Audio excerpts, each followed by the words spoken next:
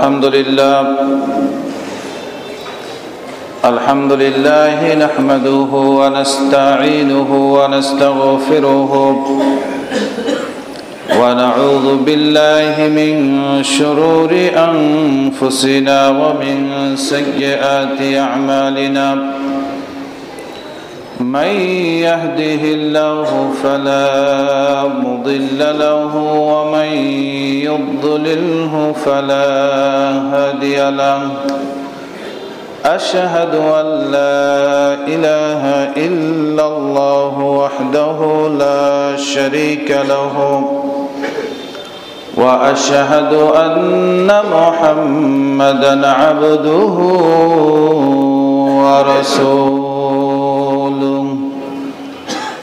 الذي أرسله بالحق بشيرا ونذيرا وداعيا إلى الله بإذنه وسراجا منيرا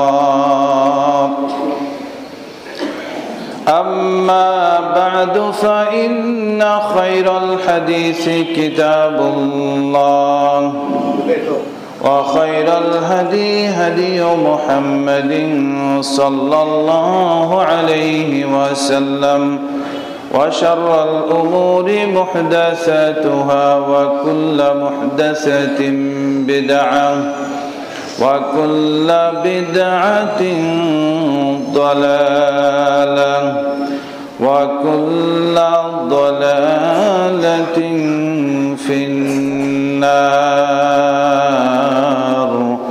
فأعوذ بالله من الشيطان الرجيم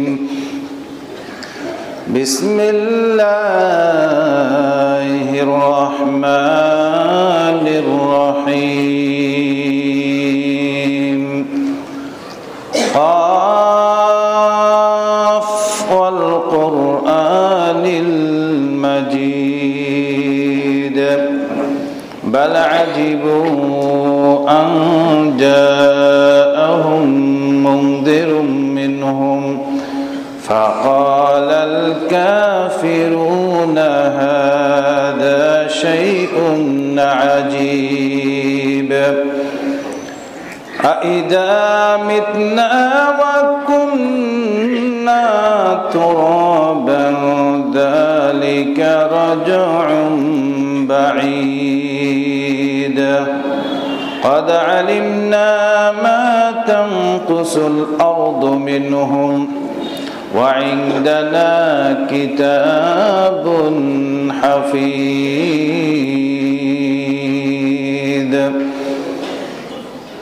أعوذ بالله من الشيطان الرجيم شهر رمضان الذي أنزل فيه القرآن هدى للناس وبينات من الهدى والفرقان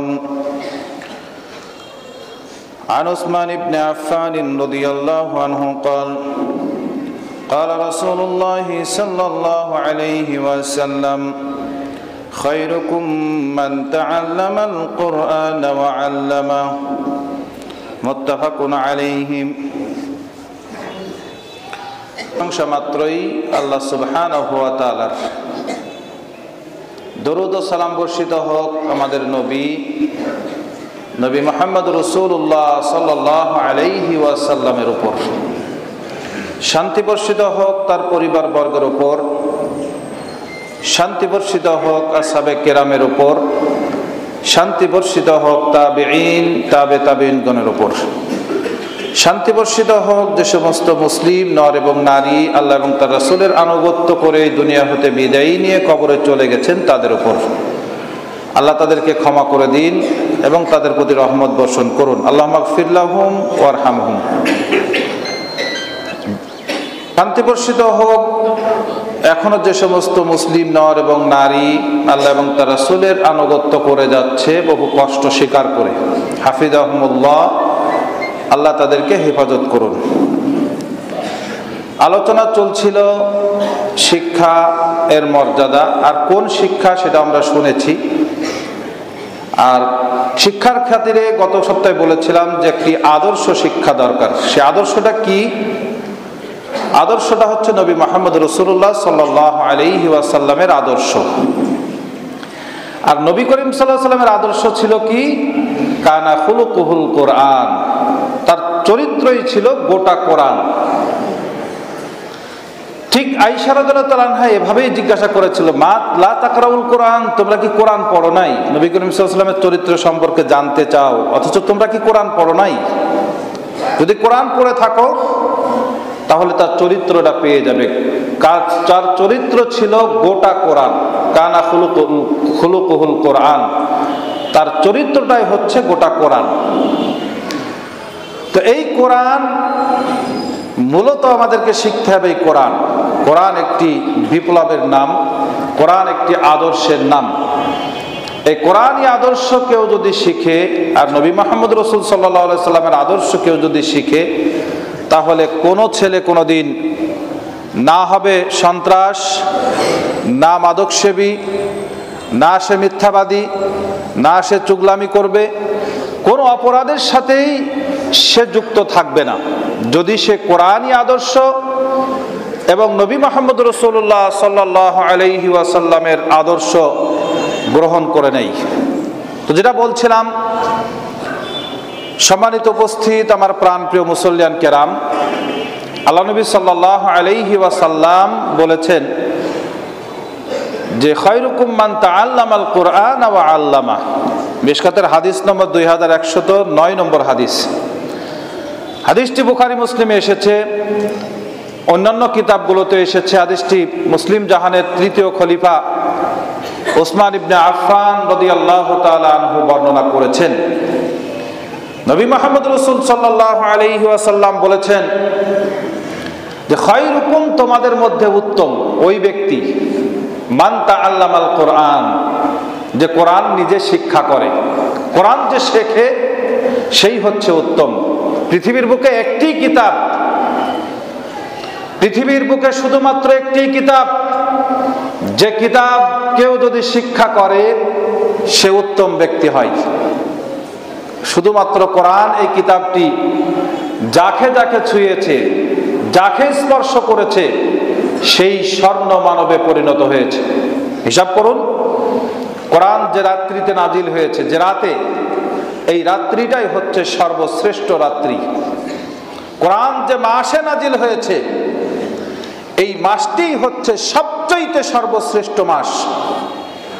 কোরআন যে ব্যক্তির কাছে এসেছে, সেই ব্যক্তি আদম আলাইহিস সালাম থেকে শুরু করে নিয়ে কিয়ামত পর্যন্ত এর চাইতে ভালো মানুষ, সম্মানিত মানুষ আসেও নি, আর আসবেও না। কোরআন যে জাতির কাছে নাজিল হয়েছে, সেই জাতি হচ্ছে সবচেয়ে উত্তম জাতি। আল্লাহ রাব্বুল আলামিন বলেছেন, কুনতুম খায়রা উম্মাতিন, তোমরাই হচ্ছ উত্তম জাতি, উত্তম উম্মত। কোরআন যে শেখে সে হচ্ছে উত্তম মানুষ। ওয়া আল্লামা, যে ব্যক্তি শিক্ষা দেয় সেও হচ্ছে উত্তম মানুষ। আচ্ছা, কোরআন যে শেখে সে একজন, যে শেখে শুধুমাত্র সেই, কিন্তু যে শেখায় শিক্ষক, যে মাদ্রাসা তৈরি করেছে সে কি শেখানোর মধ্যে পড়ে না? যে টাকা দিয়ে সহযোগিতা করেছে, টাকা দিয়ে সহযোগিতা করেছে মাদ্রাসা তৈরি করার জন্য, সে কি এর মধ্যে পড়ে না? শিক্ষা দেওয়ার মধ্যে পড়ে না? যে ব্যক্তি উৎসাহ দান করছে, একটি ছেলে মাদ্রাসায় যাচ্ছে আর ডেকে বলছে যে বাবা তুমি মাদ্রাসায় পড়ছো, খুব ভালো কাজ, খুব ভালোভাবে লেখাপড়া করো। আসলে তো আমরা পারি নাই, অনেক চেষ্টা করেছিলাম, আমরা পারি নাই, খুব ভালোভাবে লেখাপড়া করো। এই ব্যক্তি কি? এই ব্যক্তিও শিক্ষার যেহেতু উৎসাহ দান করেছে, এই ব্যক্তিও শিক্ষা দানের মধ্যে পড়ে। শিক্ষকের যিনি শিক্ষা দেন তার মধ্যে পড়ে, উৎসাহদাতার মধ্যে পড়ে। ঠিক তদ্রূপ কোরআন এমন একটি কিতাব, যে শেখে সে উত্তম, যে শেখায় সে উত্তম, যে পরামর্শ দেয়, যে উৎসাহ দান করে, যে মাদ্রাসা তৈরি করে শিক্ষার ব্যবস্থা করে দিয়েছে, যারা মাদ্রাসা তৈরি করেছে তারাও হচ্ছে উত্তম ব্যক্তি। এই কোরআন এমন একটি কিতাব, একে যে ছবে, যে স্পর্শ করবে সেই সবচাইতে সম্মানিত ব্যক্তিতে পরিণত হবে। নবী করিম সাল্লাল্লাহু আলাইহি ওয়াসাল্লামের সাহাবী, মুসলিম জাহানের দ্বিতীয় খলিফা ওমর ইবনে খাত্তাব রাদিয়াল্লাহু তাআলা আনহু বর্ণনা করেছেন, নবী করিম সাল্লাল্লাহু আলাইহি ওয়াসাল্লাম বলেছেন, হাদিসটি এসেছে, হাদিসটি মিশকাতের হাদিস নম্বর 2110 নম্বর হাদিস, সহিহ মুসলিমের হাদিস। নবী করিম সাল্লাল্লাহু আলাইহি ওয়াসাল্লাম বলেছেন, ইন্নাল্লাহা ইয়ারফাউ বিহাযাল কিতাবি আকওয়ামা, ইন্নাল্লাহা নিশ্চয় আল্লাহ, ইয়ারফাউ উঁচু করে দিবেন, নিশ্চয় আল্লাহ সুবহানাহু ওয়া তাআলা তার মর্যাদাকে উঁচু করে দিবেন। অনেক জাতির মর্যাদা উঁচু করে দিয়েছেন। বিহাদাল কিতাবি, এই কিতাবের মাধ্যমে অর্থাৎ কোরআনের মাধ্যমে অনেক জাতির মর্যাদাকে আল্লাহ সুবহানাহু ওয়া তাআলা উঁচু করে দিয়েছেন, উঁচু করে দেবেনও। ওয়া ইয়াদা বিহি আখারি, আবার অনেক জাতির মর্যাদা আল্লাহ সুবহানাহু ওয়া তাআলা ধুলোর সাথে, মাটির সাথে মিশিয়ে দিয়েছেন। আপনারা জানেন, এই গত কয়েক বছর আগে, অর্থাৎ 10 থেকে 12 বছর 15 বছর আগে একটি কাহিনী ঘটেছে। এরা আমেরিকার এক প্রেসিডেন্টকে একটি জুতা মেরেছিল, 2টি জুতা মেরেছিল। সাংবাদিকের নাম ছিল জাইদি, তার 1 বছর জেল হয়েছিল। তার কথা বাদ দেন, জুতা মেরেছিল। জুতাটি বর্তমানে জাদুঘরে আছে। 2টি জুতা, দৈনিক কমপক্ষে হাজার হাজার মানুষ যায়, ধরেন 200 মানুষ দেখতে যায় দৈনিক গড়ে। এইরকম ভাবে যদি 100 বছর এই জুতাটা মানুষ দেখতে যায়, তো জুতার দাম কত হয়? কোরআনের পক্ষে যাওয়ার কারণে যদি এক জোড়া জুতার মূল্য এটা হয়, তাহলে একজন মুসলিমের মূল্য কত হতে পারে কোরআনের পক্ষে কথা বলার কারণে। সম্মানিত উপস্থিতি, ঠিক তদ্রূপ ওয়ায়াদা বিহি আখারিন, কোরআনে অনেকের মর্যাদাকে আল্লাহ সুবহানাহু ওয়া তাআলা ধুলোর সাথে মিশিয়ে দিয়েছেন। আমি যদি এখন প্রশ্ন করি যে আবু জাহেলের নাম বলতে পারেন, আপনারা বলতে পারবেন না। আবু জাহেলের নাম আপনারা, আমার মনে হয় এখানে শতকরা যারা আছে মুসল্লি, কয়েক হাজার মুসল্লি আছে, আমি জিজ্ঞাসা করলে বলতে পারবেন না। সর্বোচ্চ গিয়ে বলতে পারবেন আবুল হাকাম তার নাম। আসলে তার নাম আবুল হাকাম ছিল না, তার নাম ছিল আমর ইবনে হিশাম। আমর ইবনে হিশাম, তার নাম আমর। আবু জাহেলের পিতার নাম ছিল হিশাম, আমর ইবনে হিশাম। তার বুদ্ধিমত্তার কারণে, বিবেচনা শক্তির কারণে তার নাম জনগণ দিয়ে দিল আবুল হাকাম, বুদ্ধির পিতা, সুবিচারক, বিচক্ষণ ব্যক্তি, এই বলে সমাজের মানুষ তাকে ডাকতো। কোরআন ঢুকলো না, কোরআনের বিরুদ্ধে কথা বলা শুরু করে দিল, কোরআন শিক্ষার জন্য মানুষকে নিষেধ করে দিল। আল্লাহ রাব্বুল আলামিন তার নাম দিয়ে দিলেন আবু জাহেল। বাপদাদার দেওয়া নাম ডুবিয়ে দিল। সাথে সাথে জনগণ সম্মান সুযোগ যে নামটি দিয়েছিল সেটাও ডুবিয়ে দিল।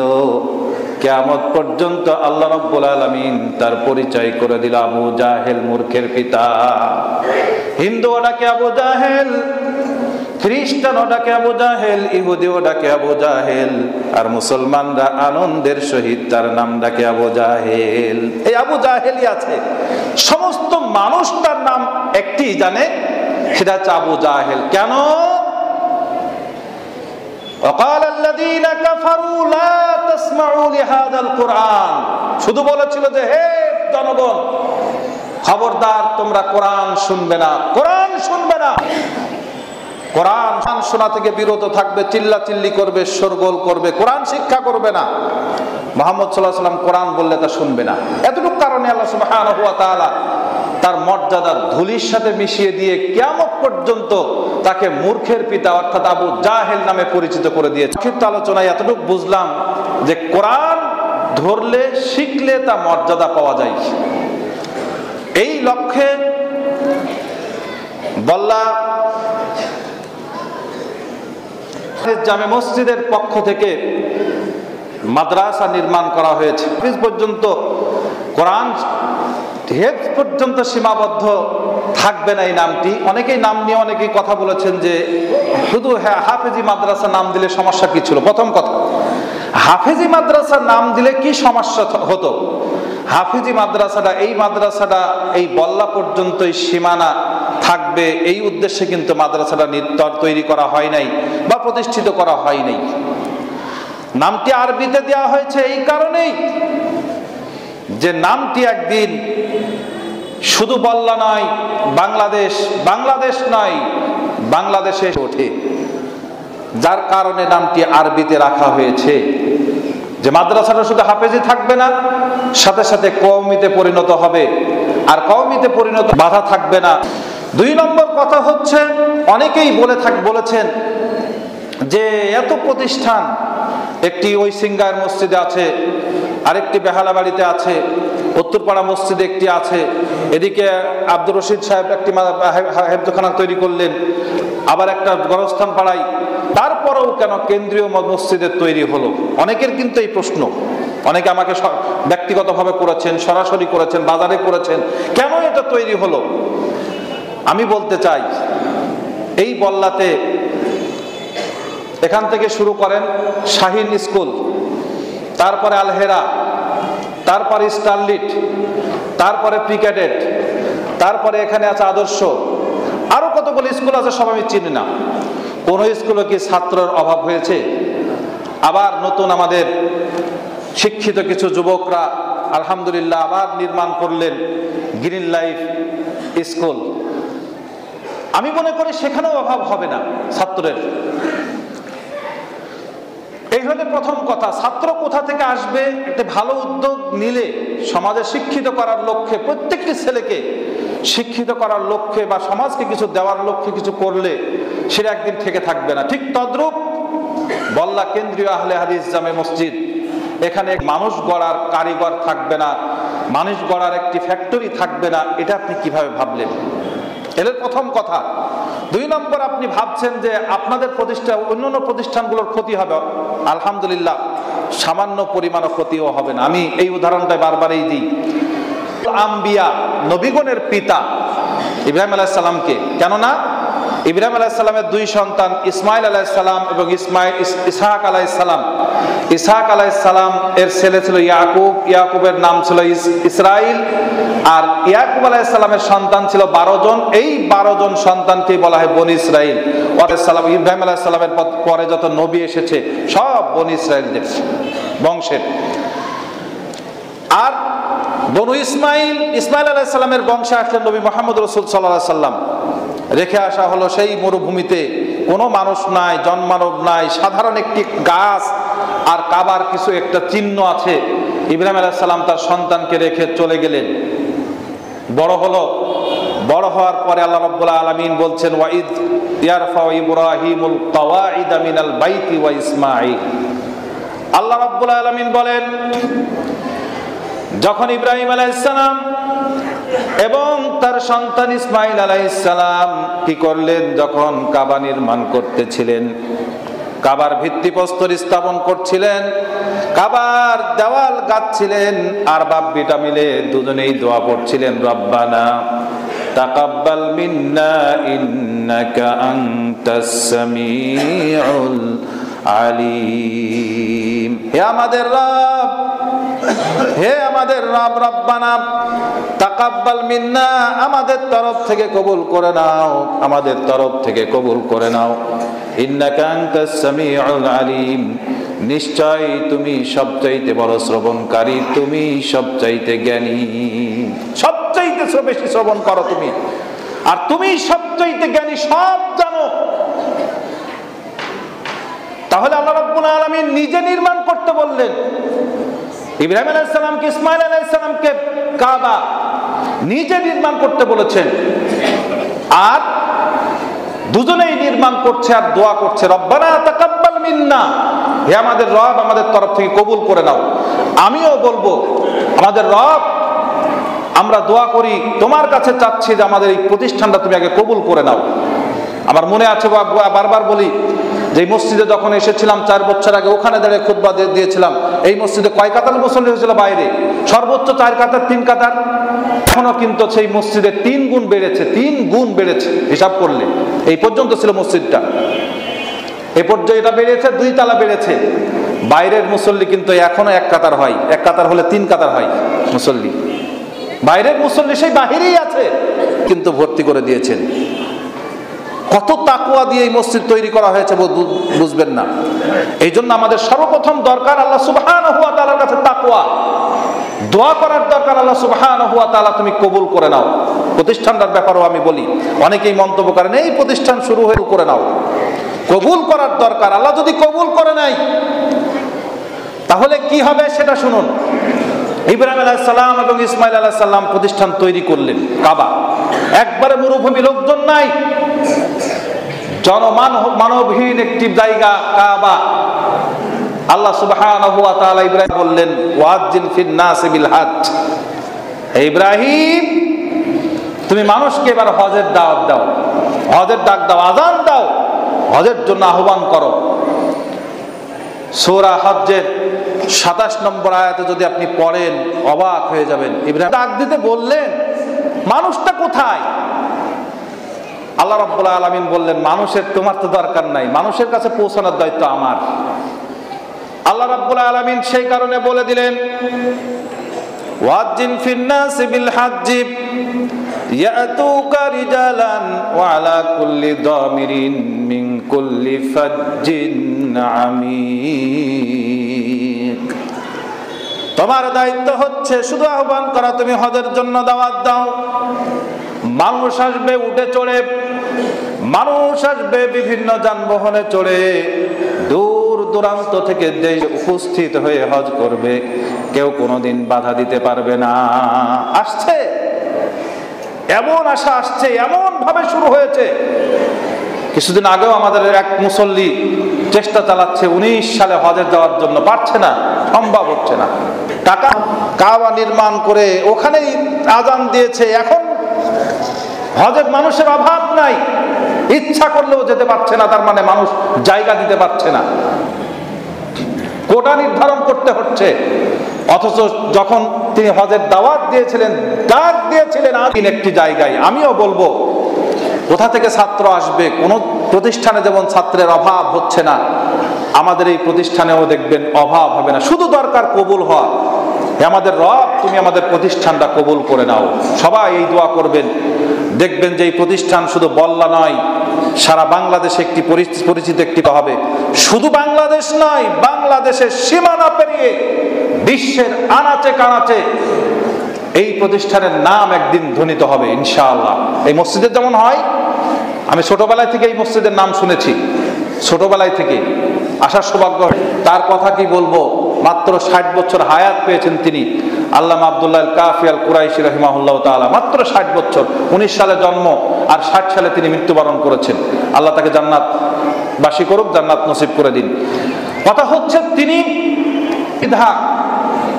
এখানে বসে এক কিছু করলে আর এক জায়গায় গিয়ে কিছু করা যায়, এমন যানবাহনের সুবিধা হয়েছে। শুনেছি সৌদি আরবের মানুষ অনেক সময় সন্ধ্যাবেলায় মাগরিবের নামাজ পড়ে এসে রওনা দিয়ে ইন্ডিয়াতে গিয়ে মার্কেট করে গিয়ে আবার বাড়িতে গিয়ে পৌঁছায় রাত্রের মধ্যেই, অর্থাৎ নিজস্ব বিমান দিয়ে আসে। কত সুবিধা! তিনি যখন দাওয়াত শুরু করেছিলেন, আশ্চর্য ব্যাপার, আমি সেক্রেটারি সাহেবের কাছে শুনেছি 1935 সালে তিনি এই বল্লার মাটিতে এসেছেন। 1935 সালে, 42 সালে মসজিদ গঠন করেছেন, অর্থাৎ 7 বছর পরে। এই শুধু এই বল্লা নয়, হয়তো জান্নাই চাঁপাইনবাবগঞ্জ নারায়ণপুর নামের একটা ইউনিয়ন আছে, যেটা পদ্মার 3 ভাগ হয়েছে। পদ্মা নদীটা 3 ভাগ হয়েছে পদ্মার ওপারে, পদ্মা নদী। তারপরেও অন্তত 10 কিলোমিটার মরুভূমির মতো হেঁটে তারপরে ওই নারায়ণপুর গ্রামে গিয়ে পৌঁছাতে হয়, 1 ঘন্টা হাঁটতে হয়। এই নারায়ণপুর গ্রামেও আমি গেছি আজ থেকে 6 বছর আগে মাহফিল করার জন্য গিয়ে শুনেছি এখানেও আব্দুল্লাহ আল কাফি আল কুরাইশি রাহিমাহুল্লাহ এসেছেন। আপনি কোনোদিন চিন্তা করেছেন বিষয়টা? এখন তো যানবাহনের অভাব নাই, যে কোনো ভাবে যেতে পারেন, কত সুবিধা রাস্তাঘাট। সেই সময় যখন কোনো যানবাহন ছিল না, সে সময় তখন সেখানে গিয়ে দাওয়াতি কাজ করেছেন। এইরকম অনেক জায়গায় তিনি গেছেন যেটা অসম্ভব, অসম্ভব জায়গায় তিনি পৌঁছেছেন, দাওয়াতি কাজ করেছেন। বলছিলাম এই বল্লা মসজিদ ঠিক নির্মাণ করেছেন, এখানেও কম কষ্ট করে তিনি নির্মাণ করেন নাই। এই পর্যন্ত গিয়েছে আপনি কল্পনাও করতে পারবেন না। ঠিক আমাদের প্রতিষ্ঠানে আগামী ইনশাআল্লাহ। শুধু আপনাদের কাছে দোয়া চাই যে আপনারা বেশি করে দোয়া করুন, এই প্রতিষ্ঠানটা কবুল করে নিন। সাথে সাথে আপনাদের ছেলেদেরকে দেওয়ার আহ্বান জানাচ্ছি। কেন দিবেন? খায়রুকুম মান তাআল্লামাল কুরআন ওয়া আল্লামা, ওই ব্যক্তি সবচাইতে উত্তম যে ব্যক্তি নিজে কোরআন শেখে অপরকে শিক্ষা দেয়। নবী করিম সাল্লাল্লাহু আলাইহি সাল্লাম বলেছেন,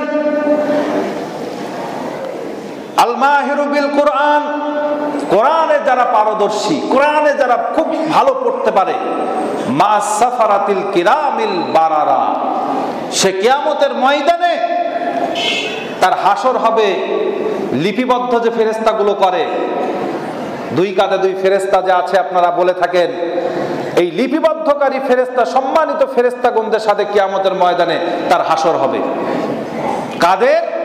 আল মাহিরু বিল কুরআন, যারা কোরআনে পারদর্শী, কোরআন ভালো পড়তে সময় ব্যয় করে, কোরআন সুন্দরভাবে পড়তে পারে, তাদের হাসর নাসর হবে সম্মানিত লিপিবদ্ধকারী ফেরেশতাদের সাথে।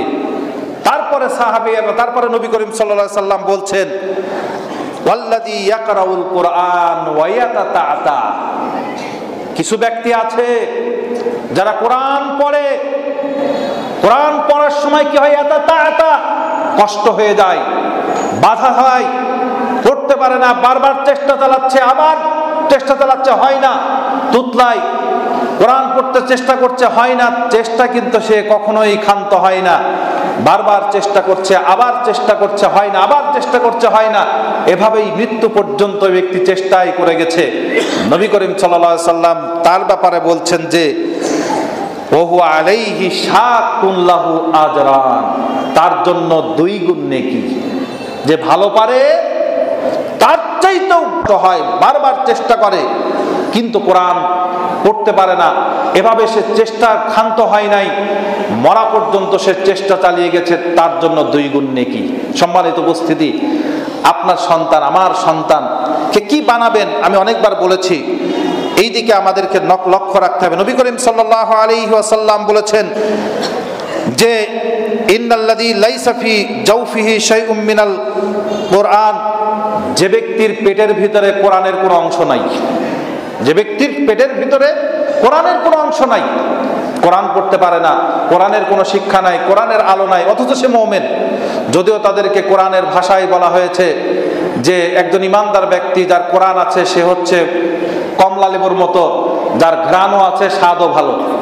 আর যে ইমানদার ব্যক্তি কোরআন নাই সে হচ্ছে খেজুরের মতো, স্বাদ ভালো কিন্তু ঘ্রাণ নাই। আর ওই মুনাফিক যে ব্যক্তি কোরআন শেখার চেষ্টাও করে না, কোরআন পড়ে না, সে হচ্ছে তিতো ফলের ন্যায়, যার গন্ধও খারাপ, যার স্বাদও খারাপ। আর ওই ব্যক্তি, ওই মুনাফিক যার মধ্যে কোরআন আছে, কোরআন পড়ে কিন্তু মানে না, কোরআন সম্পর্কে জীবন চালানোর চেষ্টা করে না, সেই ব্যক্তি হচ্ছে ওই ফলের মতো, স্বাদ তিতো, তার কিন্তু গন্ধ মোটামুটি ভালো। সম্মানিত উপস্থিতি, মনে রাখতে হবে নবী করিম সাল্লাল্লাহু আলাইহি ওয়াসাল্লাম বলেছেন যে ব্যক্তির শরীরের মধ্যে, পেটের মধ্যে কোনো কোরআন নাই, কোরআন নাই, সে হচ্ছে ওই বাড়ির মতো, কাল বাইতিল খারাব, বিরান বাড়ির মতো, যে বাড়ি পরিত্যক্ত আছে, কয়েক বছর, 10 বছর, 20 বছর, 50 বছর যে বাড়িকে ছেড়ে রাখা হয়েছে, একটি পরিত্যক্ত বাড়ির মতো বাড়ি, ওই শরীর, যে শরীরের মধ্যে কোরআন নাই। সম্মানিত উপস্থিতি, আজ আমাদের যে সমস্ত মুসলমানরা উপস্থিত হয়েছি, আমি একটি কথাই বলবো, রমজান আসছে যাচ্ছে, রমজান আসছে যাচ্ছে, আর আমরাও হুজুররা একটি আয়াত বারবার পড়ছি, শাহরুর রমাদান আল্লাযী উনজিলা ফীহিল কুরআন হুদাল লিন্নাস ওয়া বাইয়িনাতিম মিনাল হুদা ওয়াল ফুরকান। আমাদের মতো যারা খুতবা দেই, যারা বক্তব্য দেই, সবাই একই কথা বলি, এই আয়াত ছাড়া আমরা কখনোই বক্তব্য শেষ করি না। রমজান মাস আসলে, রমজানের আগেই আমি বলছি, রমজান মাস এমন একটি মাস যে মাসের মধ্যে কোরআন অবতীর্ণ করেছেন আল্লাহ সুবহানাহু ওয়া তাআলা। কিসের জন্য? কিসের জন্য কোরআন এসেছে? পড়ে পড়ে টাকে রেখে দেওয়ার জন্য, সুন্দরভাবে সাজিয়ে রাখার জন্য, না মাঝে মধ্যে কোরআন কিনে এনে মসজিদে দান করবেন এই কারণে? কোরআন কিসের জন্য নাজিল করা হয়েছে? রমজান মাস এমন একটি মাস, শাহরু রমাদান আল্লাযী উনজিলা ফীহিল কুরআন, রমজান মাস এমন একটি মাস যে মাসের ভিতরে কোরআনকে অবতীর্ণ করা হয়েছে। কেন?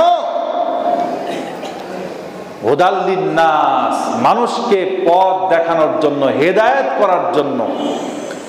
বাপ ছোট বাচ্চা ছেলেকে নিয়ে গেছে রাস্তায়, বাজারে নিয়ে যাচ্ছে, হাঁটা শিখেছে, নতুন কথা শিখেছে।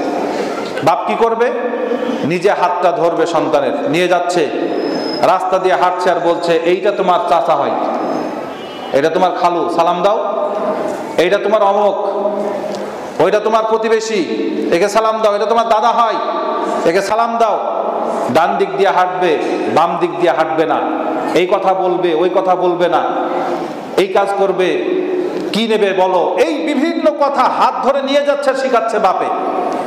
এটা হচ্ছে শিখানো। বাইয়িনাতিন মিনাল হুদা, কোরআন এসেছে হাত ধরে প্রত্যেকটি মুসলমানকে শিখিয়ে দেওয়ার জন্য।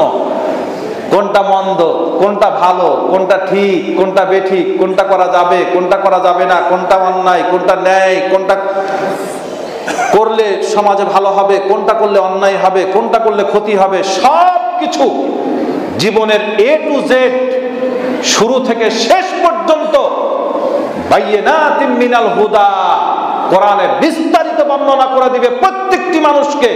কোরআন এই কারণে এসেছে, ওয়াল ফুরকান, পার্থক্য করে দিবে অন্যায় এবং ন্যায়ের মধ্যে। সম্মানিত উপস্থিতি, এই কোরআন এসেছে ভালো মন্দের পার্থক্য করে দেওয়ার জন্য। কোরআন পড়লামই না, বুঝলামই না, জানার চেষ্টাও করলাম না, শিখলাম না, তিতো না মিষ্টি, ভালো না মন্দ, আমাকে কি দেখাবে কোরআনে?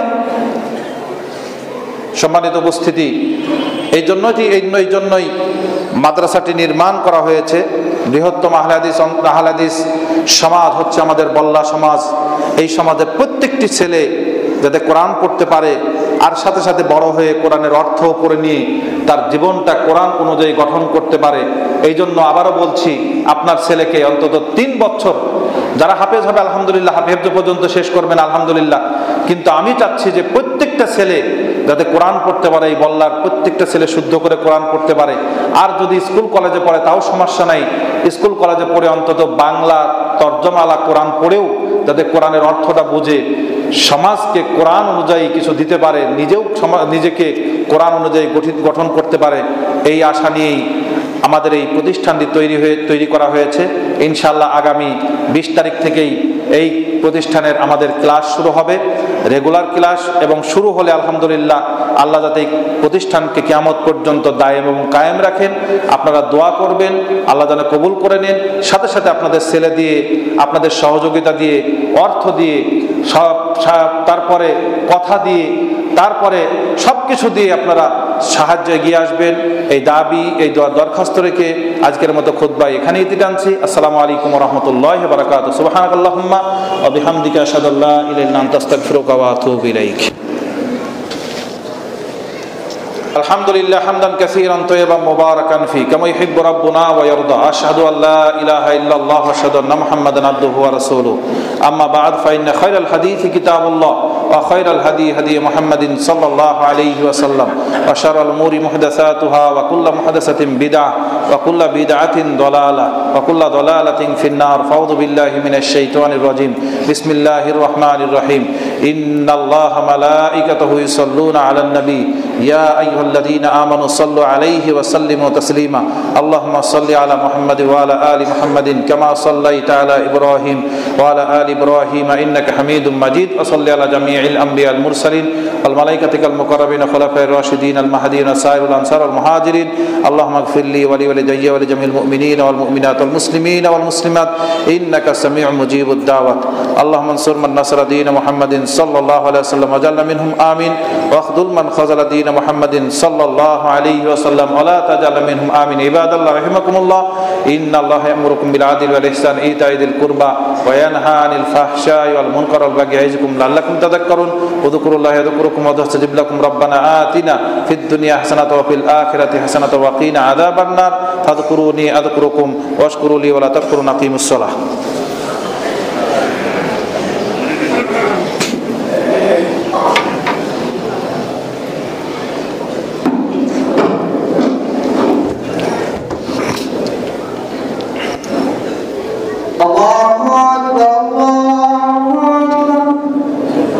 أشهد أن لا إله إلا الله أشهد أن محمد الحمد لله نحمده ونستعينه ونستغفره ونعوذ بالله من شرور أنفسنا ومن سيئات